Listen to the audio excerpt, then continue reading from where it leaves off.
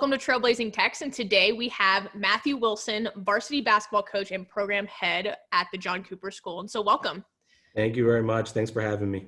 Yeah, so I'm actually glad you came on again. So we originally had recorded an episode, but a lot has changed in the world that we live in. And so we've decided to re-record and still address kind of you as a basketball player in your career and coaching, but also address just the current racial and social climate that we are currently living in. And so Trailblazing Tex has kind of pivoted a little bit, still talking about career, but also talking about some of the important issues at hand. So before we get to some of the really pressing issues, I do want to ask you, what does it mean to you to be the coach at John Cooper, where you graduated from back in 2006?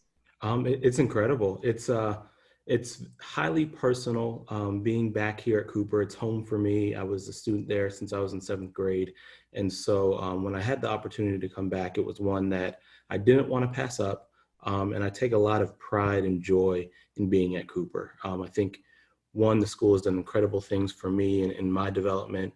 And two, it's awesome to see how much the Cooper community has invested in the students. The campus looks totally different. And so it's really cool to be a part of that.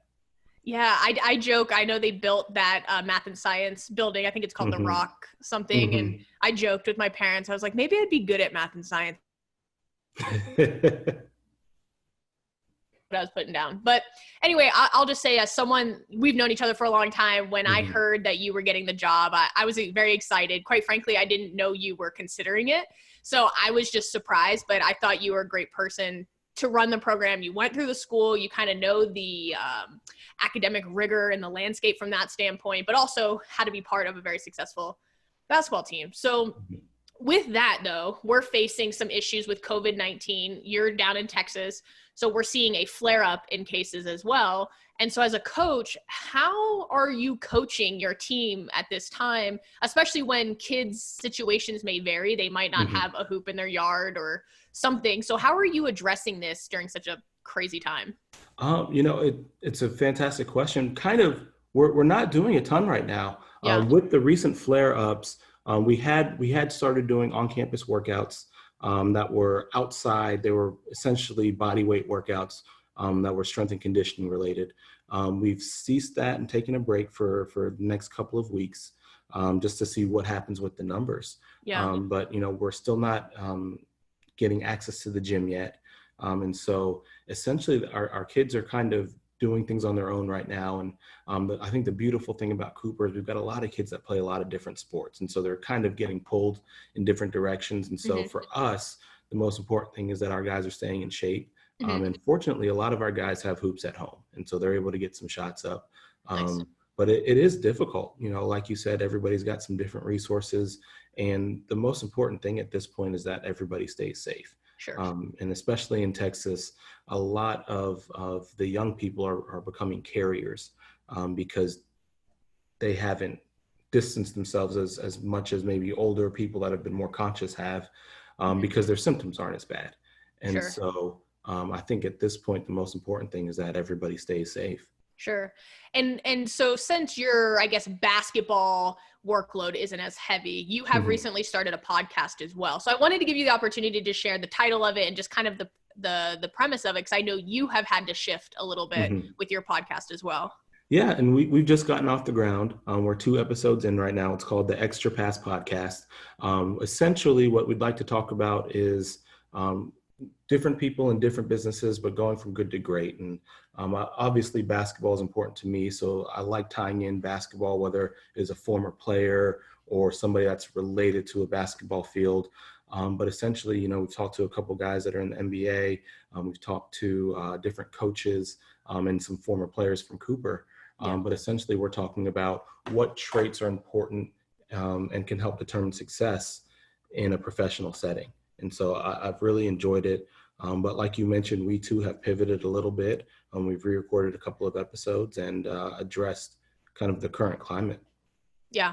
I've definitely seen some of the content you've been putting out. I'm excited to hear your new episodes that you have coming out. But I did want to say, like, one of the great things that I like about your podcast is kind of connecting your players to your resources or alumni as well, because most people don't play at the next level, and most people definitely don't play at a professional level. You learn these skills and you play in school, but they translate into something greater. And so I did play in college. I played Division III, and that was something that stood out on my resume. And every interview I go into to this day, it comes up because people know that teamwork and being able to manage your time and, you know, dedicate yourself to something are traits that people want in their workers. And they can, you know, be skills or traits that you need no matter what your profession is and what you decide to do after. So I think connecting the stories of, you know, you might be in high school playing basketball right now, but you're going to go to college and you're going to get a job. And what you learned here is applicable, you know, in the real world. So I will say that, you know, you've had a heck of a basketball career and journey as well. You played both Division III and Division I, and you've coached pretty much at every level, right? Besides Almost. Besides Division III? Yes. Okay. So one couple of points I wanted to talk about is you played Division III ball at NYU, and then you played D1 ball at American. What was kind of the biggest difference between playing Division III and playing Division I? Because I know as a former D3 player, it's definitely a grind. You don't get as much of the glamour, if you will, but the competition is still absolutely there. It's just a different environment. Absolutely. And, you know, the funny thing is, we had great players at American. I've actually got a couple teammates from NYU that are still playing professionally. And so, like you said, the level of competition at all levels in college is very, very high. The biggest difference that I found is the level of commitment in terms of staffing and funding. Those programs, they run like clockwork. It's incredible. But just the number of people in those departments, the number of people behind the scenes that make things happen, it's really, truly incredible. And the amount of services available to the student athletes at the bigger schools, and, you know, relative Americans, it's quite small compared to other D1s, but still from NYU to American, it was noticeable. Yep. And when you were at American, you guys did get to go to the national NCAA tournament, correct? Yeah, twice. It was awesome. Yeah, I just remember, because you're the only person I know that played, I think, at a D1 level. But anyway, I remember watching NCAA and, you know, rooting, because I was like, I know him. And I feel like you guys played Tennessee in the tournament one year. That's right. In 2008, it was Tennessee, and then 2009, it was Villanova. And the Tennessee game was kind of close, if I remember correctly, right? They were both close. Tennessee was close till the end, and they kind of put a run on us. And then Villanova, gosh, we had that game. We were up 14 with like 10 to go, and we were playing Villanova in Philly, of course. I remember this. They ended up storming back. And I mean, hats off to them. They ended up in the Final Four, but and we can get a couple of those minutes back. We would like to. Yeah, for sure. But great memories nonetheless. So then after playing in college and after graduating from American, I know you kind of found yourself in this position of kind of, what do I do next? So how did you land in coaching? Because I know it wasn't the original kind of career path. It wasn't. And, you know, the funny thing is I'd coached all throughout high school. I coached, you know, younger youth teams, and I loved it. You know, after graduating from American, I didn't have a career to where I could go professionally like I wanted to. And so I thought, you know what, if I can't play, I'm just going to go make as much money as fast as I can. And so I decided to get an MBA from Rice. I was going to go into oil and gas investing, and it just wasn't for me. You know, and I just didn't love it. And at the same time, while I was getting my MBA, one of my friends had the head job on the girls' side at Episcopal High School, Lauren Mitchell, and she's actually a Cooper grad as well. And so she asked me if I'd like to help out with their team, and I loved it. Gosh, I mean, I was stealing time away from my cohorts at Rice to work with their team, and you know, it opened a couple doors for me, and it kind of redirected my path. I loved it. I was happy. And I knew from that moment on, this is what I wanted to do. Yeah. And Lauren Mitchell, so blast from the past. So she graduated before I ever got to high school, but she helped with my team, either my sophomore or junior year. And I thought she was a great coach, and she was a great addition because she played, did you play at Tech? Yeah, she did. Yeah, so just having kind of that influence of playing some pretty major basketball was great, and she's a great person in general. So I'm glad she thought of you, so you can land in this kind of position that you are now. So you got the coaching bug, and you then became a grad assistant at Baylor. That's right. Yeah. Okay, so you went to Baylor, and then what are the other schools that you coached at?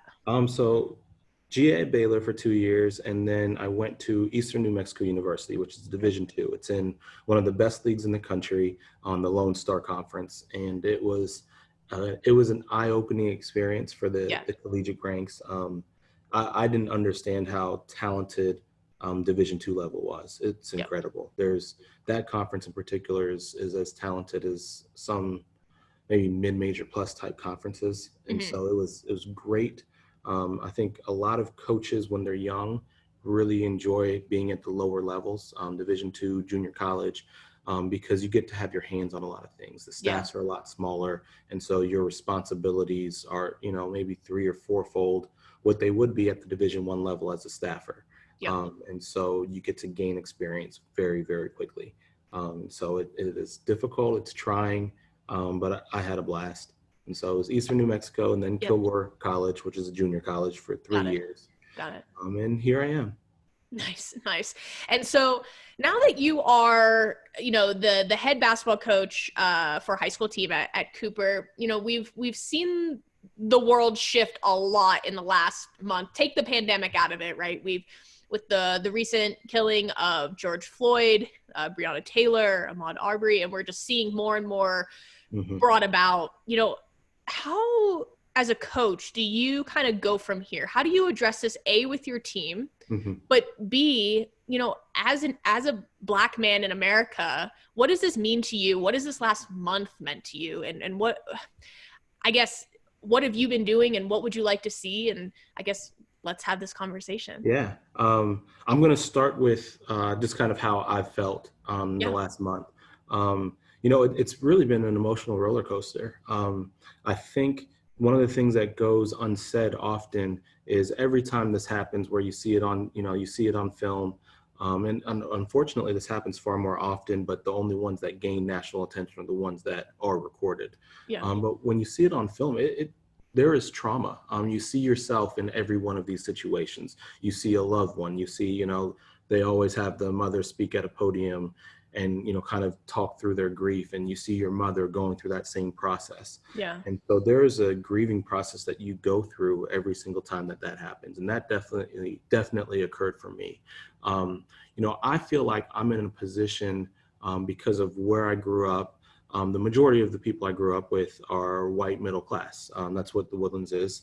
I had great experiences growing up, but there were experiences that I had growing up that were not typical of the majority of people in the Woodlands because I was Black.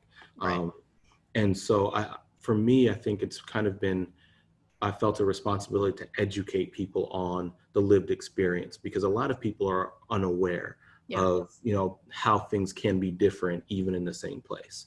From experiences like being followed in the mall everywhere, or, from pretty much from the time you hit puberty, it's a kind of constant awareness, at least, that somebody may see you as a threat, or somebody may see you as a criminal just by your presence. And, it seems, I think, to a lot of people that even in nice places that shouldn't be or couldn't be, but it is, and it's very prevalent. And so I've taken, to one of the avenues by which I've kind of communicated that is through Facebook. And I've kind of written about some of my personal stories, things that I've gone through. And I think it's very important to understand and acknowledge that the experiences that I've experienced really pale in comparison to a lot of other Black people because of where I've grown up. I've been fortunate. I've not been in a situation where I've felt attacked or personally harassed by police. I've got a lot of friends that I played basketball with that had that on a regular basis where they felt like they were stopped and frisked just walking home from school. And so I do believe that I've got a voice, but I also don't want my voice to be the only voice, because it's not the only experience. And so for me, it's kind of been an emotional roller coaster. I think a lot of people of color kind of pack things in. And so like that, the story that I shared a story about being called the N-word for the first time. I was 8 years old. I'd never told that to anybody besides my immediate family and my wife. Mm-hmm. And so for me, it's a strange kind of feeling because you, on the one hand, you feel a responsibility to share and help people become aware of the lives that, or the world that they live in. But on the other hand, you feel very exposed and very vulnerable. Yeah. And so Yeah. it's kind of, it's weird. But you also feel like there's this moment right now where people are listening, where the last 20 years, it didn't feel that way. Yeah, and I had an episode the other week with a gentleman named Daryl Blackburn, and we kind of had this very similar conversation about, you know, now people are listening. I don't want to say better late than never because that oversimplifies it, but people are listening now. And so I think when someone like you or people in general, when they share such vulnerable stories, that's something like I've known you since I was 14. And that was something I never knew. But also, I don't know why it would ever come up necessarily in conversation, but it was something that I did not know about you. When I read the story, like it was upsetting because you're just kind of like, why would people do that? What's the point of it also? And so when I hear those stories and people being vulnerable, I think we all kind of, and when I say we all, the listeners, emotionally appeal to it because even though it hasn't happened to me, I know you as a person. I see you as a person. And so I feel for you. Now, that doesn't mean I know what it's like to go through something like that. But I think that's what people are trying to learn how to do is empathize, right? I might have not gone through it, but you have, and many other people have as well. And also to make the point that just because it hasn't happened to me or I haven't seen it, doesn't mean it doesn't happen. Because like you said, like where we're from, it's a pretty safe area. I mean, that's when I say safe, you don't hear about crazy crimes or even crazy racial issues. Now, that's not to say that they don't happen, but not as compared to other communities that we have. Right. And so I think a lot of our eyes are being opened, mine included, where I find myself asking, because we hear about like outlandish and egregious things like lynchings and stuff like that. And I kind of find myself being like, who are these people? Where do they exist? And so, yeah, you have the extremely racist people that, you know, are horrible. But then there's also this kind of middle ground of racism where it's kind of subliminal or unintentional or bias. And I think that is one of the biggest issues is it's not necessarily just, you know, calling you the N-word. I didn't hire him. I didn't promote him. I didn't help him because of this bias that I may have, or it might be maliciously being like, I don't like him because the color of his skin. And so I think we're fighting off all these different types of racism. And I think a lot of people like myself are realizing there's a lot more that goes on than any of us had ever known. And so, yeah. And you have a voice and other people have a voice because you said you're just that Daryl voice, other people had on our other voices as well. It paints a pretty clear picture that everyone has their own voices and stories, but the common theme is that you guys have all faced a lot of racial injustices or profiling or just racism in general. And I think a lot of people just didn't really know that they really were going on. And it's not to say that people didn't believe it, but it's you know, it's out there now. Like people are aware and people are listening. Yeah. And so for me, I think what's important is, you know, I think some people have misunderstood what Black people are trying to say right now. We're not looking necessarily for apologies. We're not looking for people to say, oh, you know, man, slavery was bad, this and that. But, you know, I wouldn't believe in that. What we're looking for is for people that are allies to understand that a lot of the systems that are still in place were created by people with racist intentions. Sure. And so you know, you may be a person in power, you may not be racist, you may not believe in that, but you still may preside over a system that was designed to hold people back. And I think that's one of the most important things, and I think sometimes that gets lost in the messaging, is that a lot of systems in place put people at a disadvantage, and it still happens to this day. And so I think that's really important. And I think kind of pull this back into basketball, I think I'm in a really unique position because the community at Cooper is diverse, but the majority of our team this year was white. And I think that we can create some allies. And I think for me, that's kind of one of the responsibilities, to one, educate, communicate, and produce leaders that care about everybody, that care about equality and care about opportunities for everybody. Because I think the greatest thing about Cooper is the success of all of the alums. Yeah. Cooper does a fantastic job. I mean, just churning and churning and churning out high level leaders. And so I know that, 10 years from now, 20 years from now, the students I'm coaching right now are going to be titans of industry, whichever industry they choose. And I hope that they can be champions for good. And so that's kind of my cause, is to educate, and when we talk about leadership, also recognize that leaders need to give a voice to the unheard. So. Yeah. And I think that's one of the great things about sports in general, whether we're talking about basketball or not, is it brings together people of all different races, backgrounds, creeds, and the list goes on, and you're kind of playing for something, a common goal, and it's to win.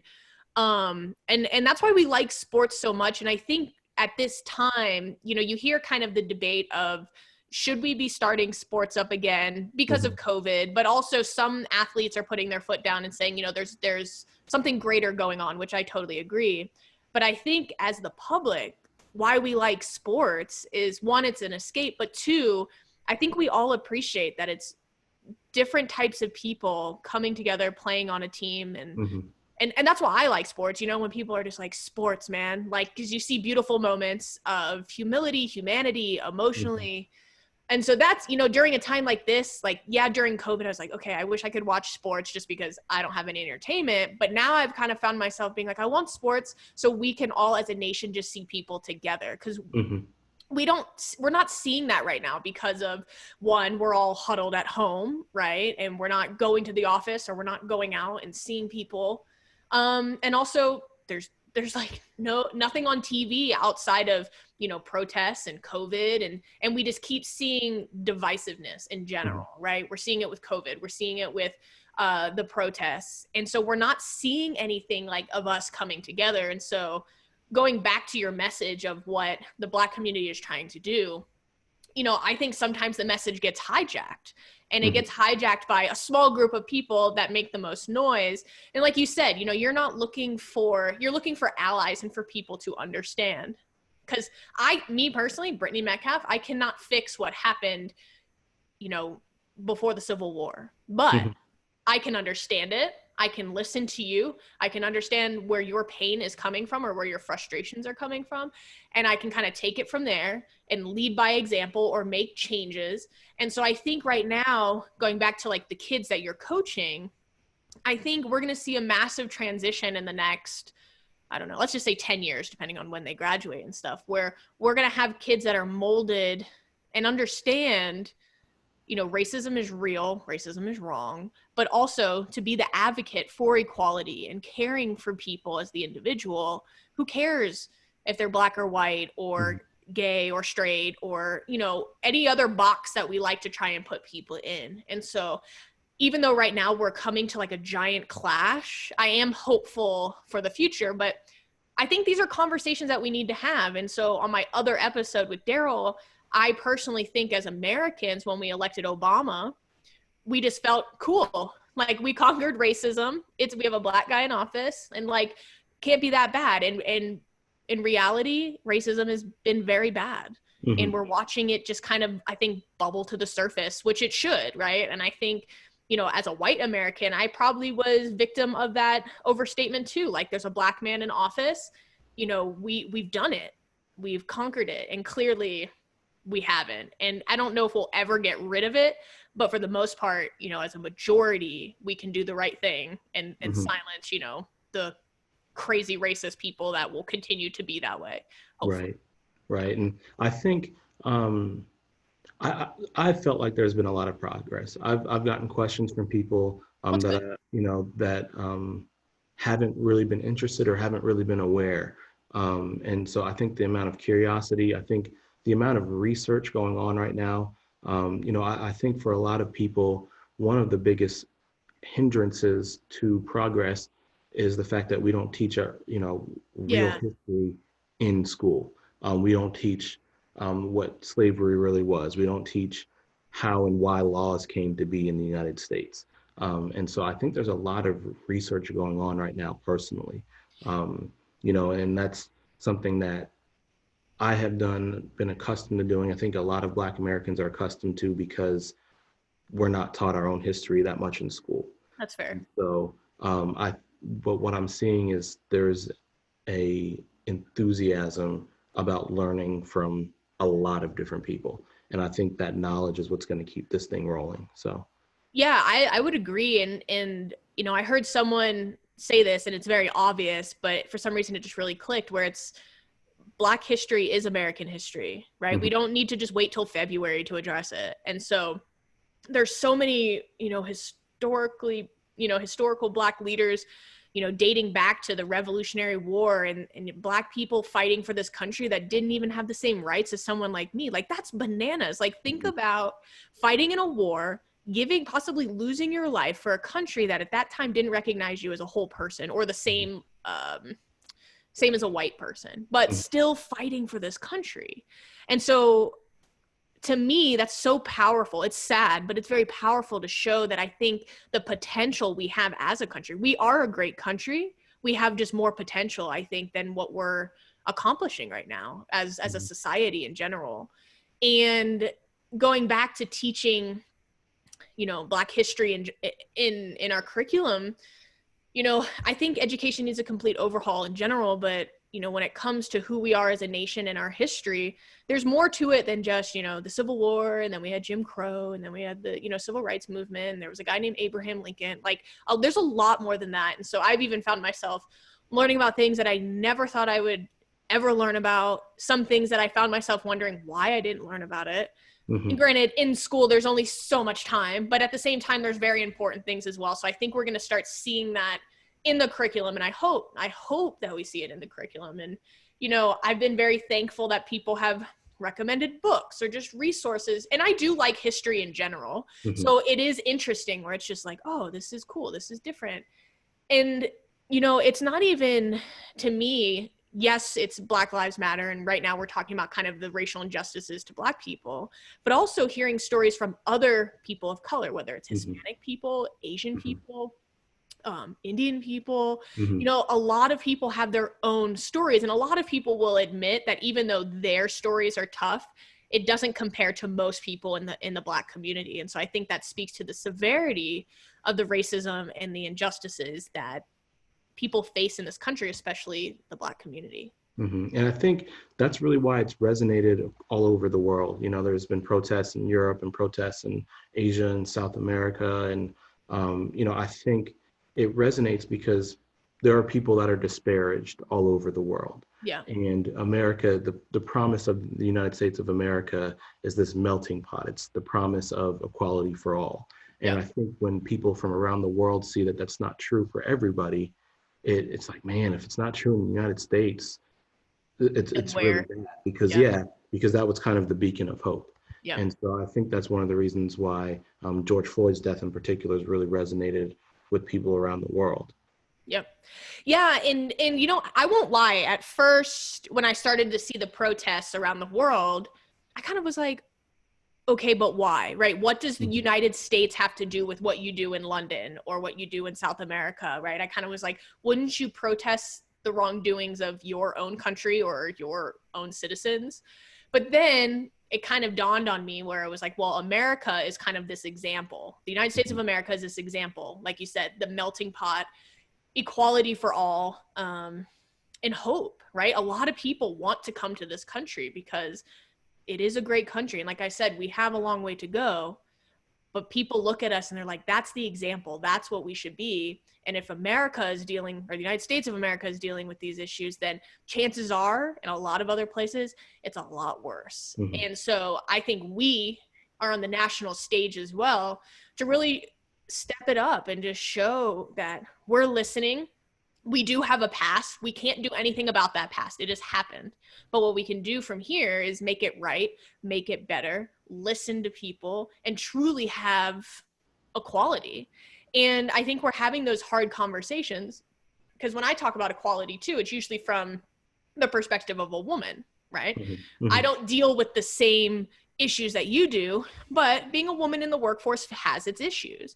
And so I have those conversations and that's like my perspective. But now, you know, I've been opened up to so many other things that I wasn't aware of. And so that's the power of these conversations. And I think sometimes people feel bad where they're like, I didn't know that. And that's okay. That's why we have these conversations. We can't all know everything and have the same experiences and walk the same life. That's the beauty of this country is we're all different. So you share an experience, I learned something new. I didn't know this, or, you know, I talked to a friend. And so I think that's the importance of talking to people and also learning, but not being defensive, right? If you tell me how you feel, I can't disagree with that, right? It is how you feel. So understand, but at the same time, it is a justified emotion and emotions are subjective. So if you're upset or you feel attacked or threatened, I can't sit there and be like, well, that's dumb, because that's how you feel. And so I think we need to take it back a little bit and just respect people's emotions as well, no matter how ridiculous you may or may not feel that they are. And I think having these conversations where they're honest and they're hard, I won't lie, I'm uncomfortable. Like just saying Black people as many times as I have, or like Black community, like I feel uncomfortable just saying it that many times and having these hard conversations. But I'm thankful that there's people like you that are willing to have these conversations and not, I don't know the right word, but not look down on me either. It's like, oh, Brittany didn't know that. Like she doesn't care. It's not that. It's just, I might not know it.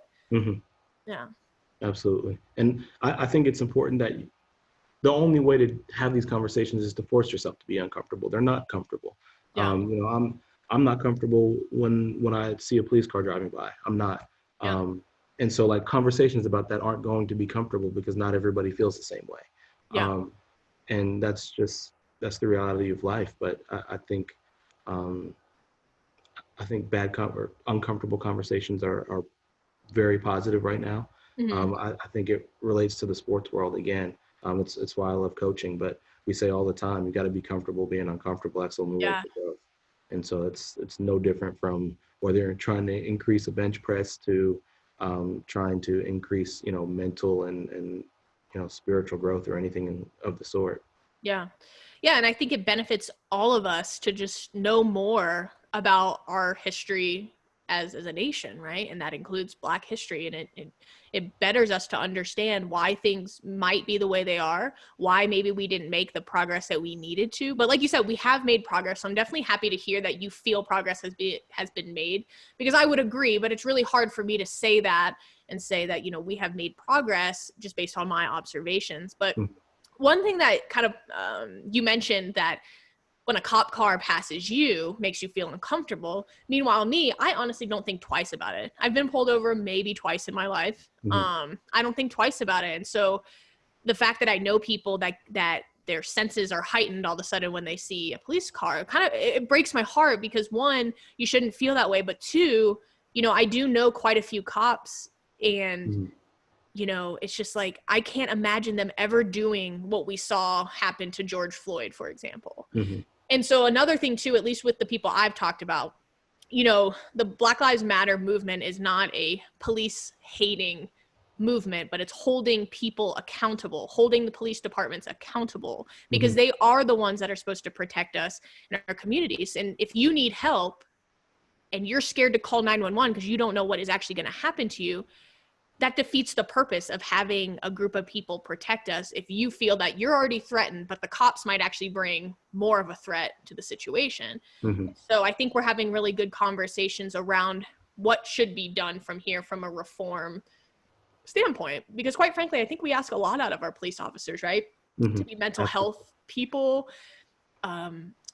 deal with also like just crime and very aggressive situations, help in schools. Like we're just asking them to do a lot. And so, you know, I think we need to take a step back and we're asking them to do things that they're unprepared for. Yeah. You know, I think, me personally, I think that the police force should be paid 2 or 3 times as much. And I think that they should be held to a standard that meets that compensation level. I think that the requirements to become an officer should be more strict. I think that the training should be tighter and much more regimented. I don't think that all of the military gear should be with police officers. You know, it's like preparing for a sports game. The games where you're prepared to be the roughest and the toughest are the days where, you know, you've got your knee pad, you know, your elbow pads and your mouth guard, and you feel like you're prepared for battle. Well, if you put police officers, if you give them military training and you give them military gear, then in their minds they're already mentally prepped for war. Mm-hmm. And that's not what this is. And I was listening to I like Joe Rogan because I think he's just a normal dude and just tells you how he feels. But he had an ex-Navy SEAL on his podcast. What's his name? It's slipping my mind right this second. But anyway, the Navy SEAL's point was that we need to do more situational training with police officers, because the moment you start having adrenaline and you start really getting scared, you know, it is do or die in your mind. Once you reach that point of that adrenaline rush, which is a natural response because we are animals at the end of the day, he was saying that there needs to be much more situational type of training to help with, you know, slowing down your adrenaline, really assessing the situation and knowing, you know, not the first instinct of do or die, right? So that's what the SEALs are really good at, and also de-escalating situations as well. And I know that's really easy for me to sit back and just say like, oh yeah, let's add some training and de-escalate, because I know how I am. I can fly off the rails in a matter of moments. But I'm also not a police officer for a reason, because I couldn't do it. I can't balance my emotions like that. But, you know, there's so many great conversations going around about police reform. And I think we will come out better because of it. But I will be honest, I struggle with it just because the police officers I do know are great people. And they're the first people right now saying, you know, what happened to Breonna Taylor, what happened to George Floyd are unacceptable. Like, who does that, you know? And so I think having those voices as well, the people that wear the badge saying, this is not okay, then we're all on the same side. And again, I think the narrative is being hijacked at times, where I think most of us are on the same side of like, we don't want these rogue cops or these unjust killings and stuff like that. Like, at the end of the day, a cop and a person of interest all want to go home at the end of the day. That's what they both want to do. And so if we can provide the resources and the tools and the training to do that, it benefits all sides. If we want to call it an argument. But yeah, it's hard. I don't have the answers. I don't think there's any easy answers. Yeah. I do think that accountability is critical. I think one of the analogies I saw that I thought was fantastic: nurses on a daily basis deal with unruly people. They deal with people that are drunk. They deal with people that are on drugs. And nurses don't kill anybody to gain control of them. You know, and the reason is because they are the lawsuits that they would face would be outlandish. And so I think that, you know, I'm a firm believer in the free market. I believe that if there were financial incentives for police officers to do what's right, then you wouldn't have so many willing to do what's wrong. Yeah, that's actually an interesting argument. Yeah, the incentives. And like you said, like, I think people that serve the community, like police officers, firefighters, like, they should be paid more. I mean, at the end of the day, like, they keep me safe, or that is the goal, to keep me safe. And, you know, to your point, right, being held to higher standards based on, higher compensation. Like, you are seen as someone that is highly compensated because of the work that you do. And so I don't know if people would be willing to pay police officers more, but I'm with you on that. But I do think there needs to be kind of like some sort of, I don't want to say incentive, because that makes it seem like people inherently don't want to do the right thing, but to kind of, well, more or less a punishment for when they don't. That's because fair. I think especially people in the Black community, we see too many times where there is no punishment. That's why there are still calls over 100 days later for Breonna Taylor, to have some justice. I think her case is difficult because her case is kind of the what most people would say is the purpose of the Second Amendment. Somebody breaks down your door and runs into your house unannounced. That is the whole sole purpose of having owning a gun. Same thing with oh goodness, I'm forgetting his name right now. Philando Castile. Well, yeah, I mean, he was a concealed Licensed gun carry. owner, Yeah. concealed carry gun owner, killed by police when the gun was where it was supposed to be. And so I think when we see justice not served in those cases, that's when it hurts. And I think in those cases, the police are protected from the law, and they're also protected in civil court. And if they weren't protected in both places, I don't think that would be the case. And I think, there have been calls to remove qualified immunity. I think Colorado has made a push to do that, and their response from some of the officers is threatening to resign. Oh, yeah. Sorry, you skipped out. Yeah, you're right. And it's like, okay, resign, please do. If you will only work under the circumstances or under the conditions that you can kill without being held accountable if you're wrong, then you shouldn't be serving. I agree with that sentiment. Just the nature of the job, people like, there's going to be situations, unfortunately, where people die. Police officers die, people of interest, or suspects. But again, that's why these investigations are supposed to happen, to make sure, was this something that you did everything right and you truly were fighting for your life? Or was it something where you sat on someone's neck for 9 minutes? And so, not to justify any type of death, but there's definitely wrong deaths. And going back to the Second Amendment, I'm a big 2A supporter, especially in the last 3 months.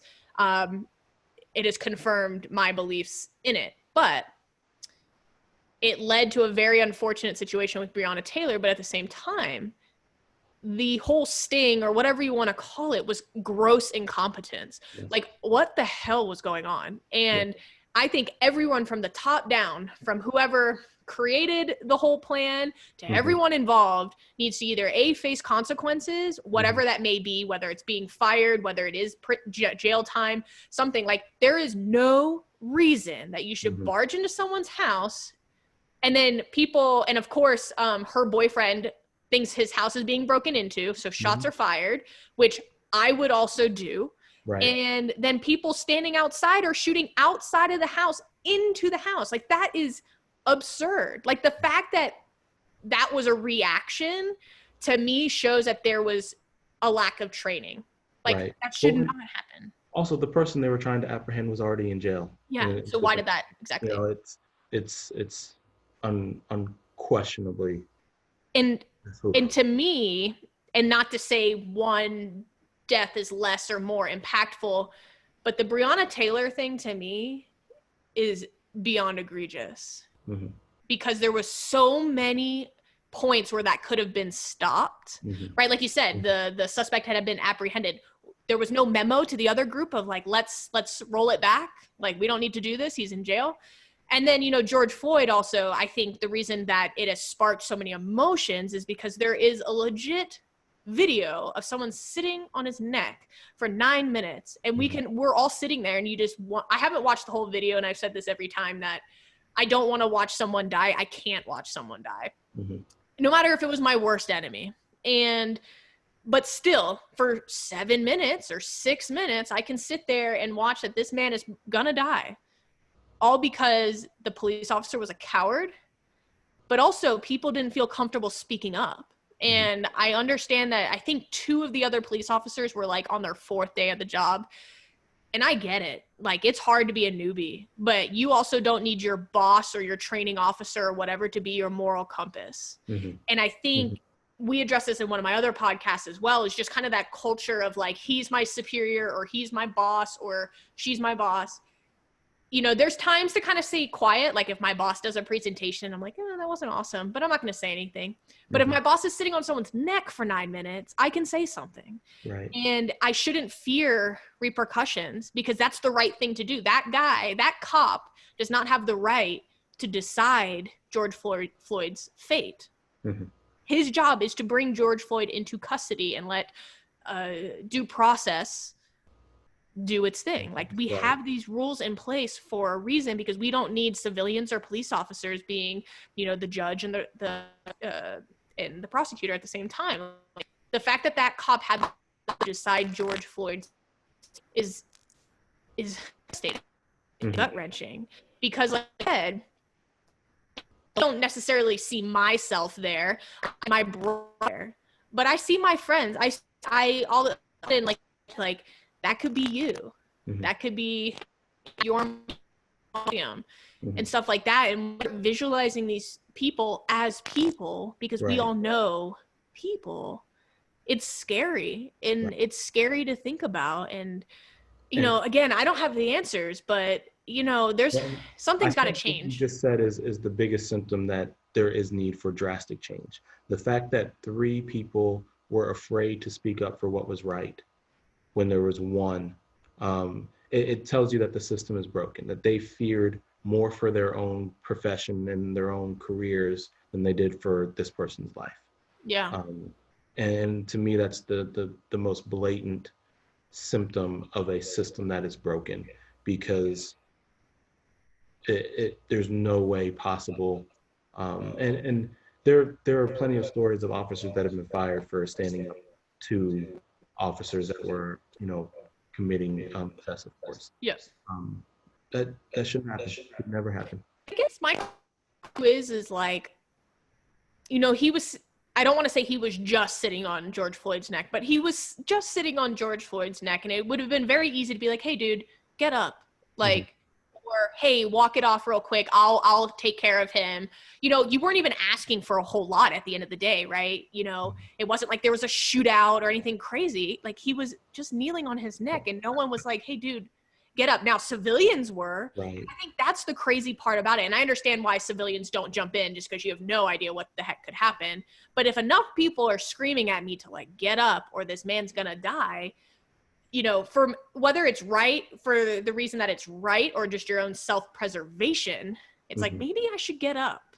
You know what I mean? Well, I think that's what resonated with people, was the brazenness and callousness of it. Yeah. You know, he sat there with his hands in his pocket as if nothing mattered, when, you know, for 9 minutes, people are pleading with him to get off the guy's neck. And so I think that's what resonated with people. And it was, you know, I think also just the week that was had, you know, the week prior was Ahmaud Arbery, when his video leaked. His video would have never come to the light of day unless it leaked. And the 3 guys that were just, they weren't convicted, but I think they were arraigned on charges. With Ahmaud Arbery? Yeah. Yeah. They've been, I think they're in custody, but it's going to take time until there's a trial. Yeah, I think their like first hearing or something was last week. Yeah. But they were free for almost 2 months until that video leaked. And so that was a week prior. That morning was the woman that called the police officer on the guy in Central Park. And so I think it kind of framed the lens by which the George Floyd was viewed. I agree. Because it reminded you that the police are used to terrorize Black people. And what she was threatening is exactly what happened to George Floyd. Yeah, with the Central Park guy. Yeah, I think you're right. I think it did frame the lens for George Floyd, because a couple of things happened at a very short amount of time where all of a sudden it was like, this could have escalated to George Floyd. And, the Ahmaud Arbery situation is also, I think, another example of departments or police, we'll say police department, need to completely reform what they're doing, because, the that ended up looking for Ahmaud Arbery got like some go ahead or from like one of the main police officers being like, yeah, just keep an eye on them and stuff like that. So it almost like promoted this weird vigilantism that we don't need to be having. So it's kind of the conversation of, we don't need cops to be, the people determining the fate of someone like George Floyd, like life or death, right? We need to take them into custody and let due process happen. But on the same token, we also don't need vigilantes running around. Right. That's not what our jobs are to do. And so me personally, I really struggle. I know defund the police does not necessarily mean like completely disband police, but in some places that is happening.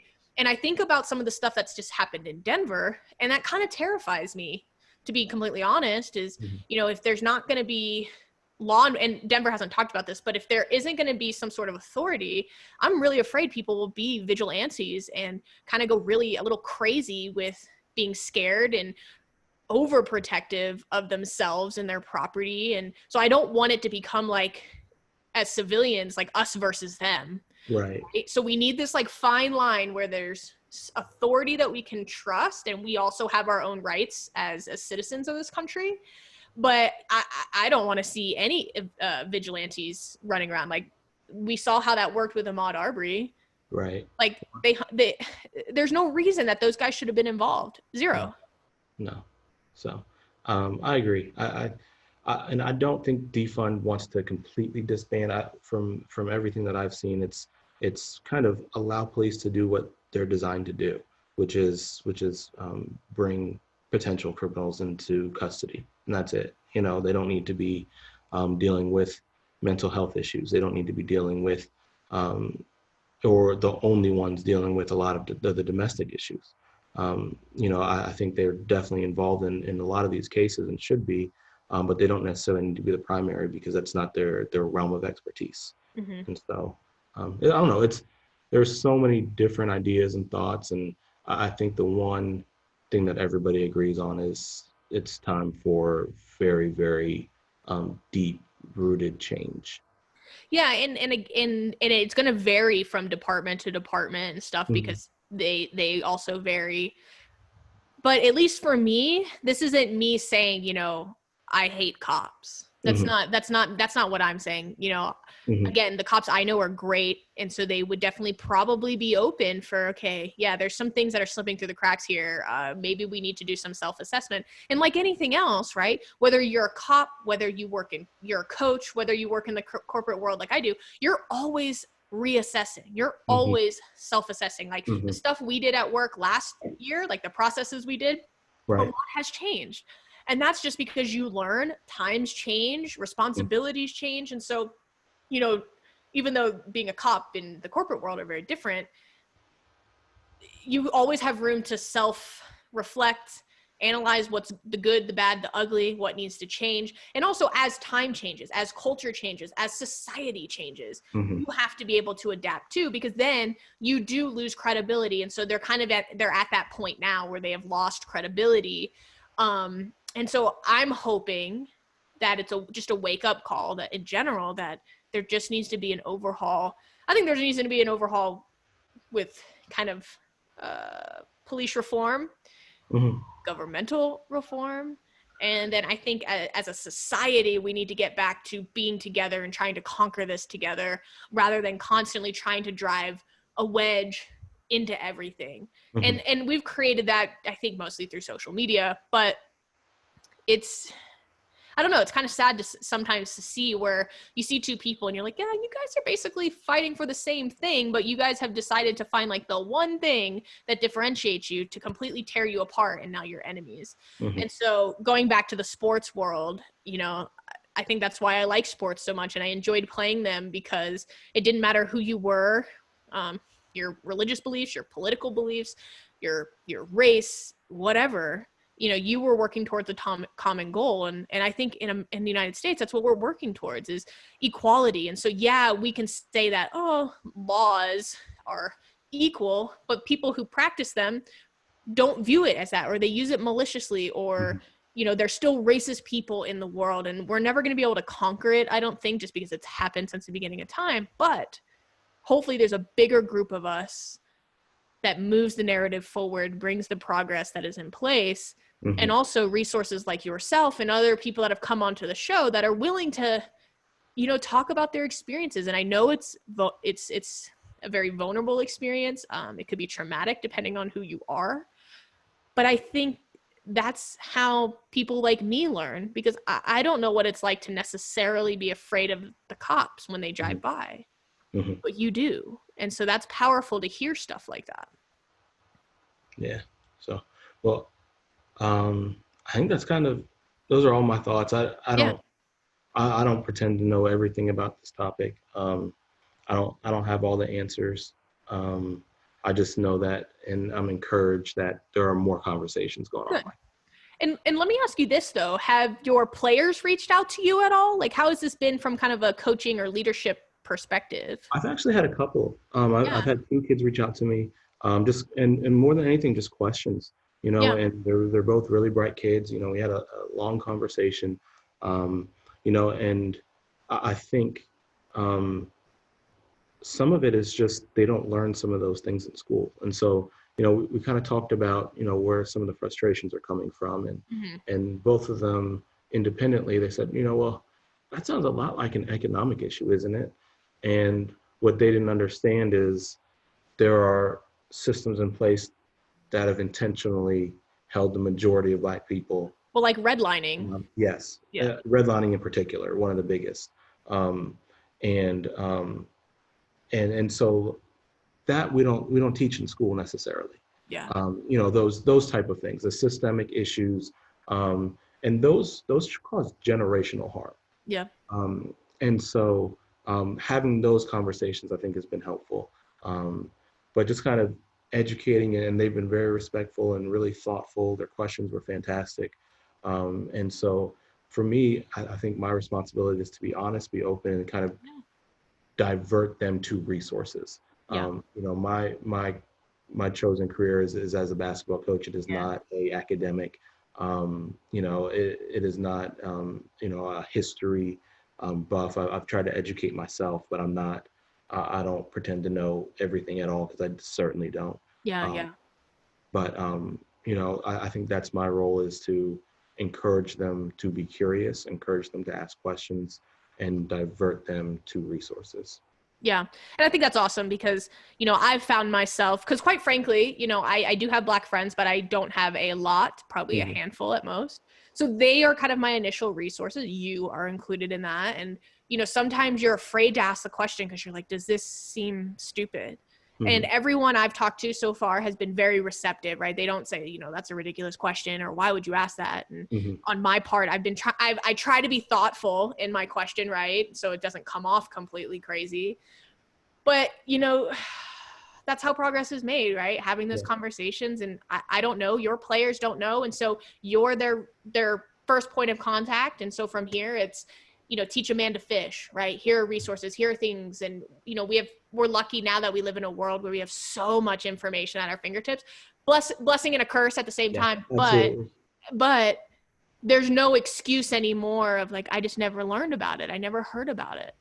And, so I appreciate you coming back on and re-recording, because I think we have recorded our first episode like right after George Floyd's death. And obviously the world was flipped upside down. So I appreciate you coming on. I appreciate you, just having this conversation and being thoughtful in your responses and sharing your personal stories, because I know there's things that you haven't told people until recently. And so, great respect to you for sharing those stories and being part of the progress and the solution, and, coming on to this show and just showing people that we can have conversations, like we can do it.